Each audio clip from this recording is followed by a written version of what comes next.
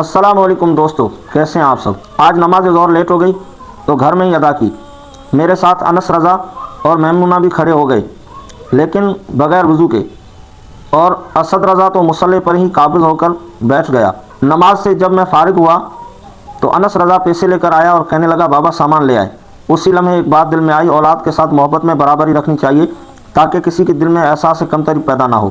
میں نے اپنی پرانی جگاڑ پیرسن بائک کو کک ماری اور نکل پڑا مکلی کی دبئی مارٹ کی طرف۔ دل ہی دل میں خود سے کہا اپنے آپ کو مصروف رکھو، کیونکہ مصروف انسان ڈپریشن سے محفوظ رہتا ہے۔ جیسے ہی دبئی مارٹ میں داخل ہوا، ہر طرف چیزیں ہی چیزیں۔ دل نے چاہا کہ سب کچھ خرید لوں، مگر آج کل جیب میں محمد علی جناح کا ساتھ کچھ کم ہے۔ پاکستان کے اندر مہنگائی اتنی بڑھ گئی ہے کہ بندہ چیزوں کو صرف دیکھ سکتا ہے، خریدنے کی تو سکت ہی نہیں رہی۔ عوام ہے کہ بہت پریشان ہے، حکمران ہیں عوام کی پیسوں پر عیاشی کر رہے ہیں۔ ویسے دبئی مارٹ میں اچھی اچھی چیزیں ہیں، ہر لیول کی چیزیں مل جاتی ہے، گھریلو سامان ہو یا بچوں کے کھلونے ہو یا اور کوئی چیزیں ہو، اور کاؤنٹر پر کاؤنٹ کرا کے کاؤنٹر والے کو پیسے دیے۔ اس کے بعد پھر میں نے اپنی پسند کا جوس پیا جسے میں بہت پسند کرتا ہوں۔ باہر نکلا تو دو خوبصورت اونٹ نظر آئے، وہ سین دیکھ کر دل خوش ہو گیا۔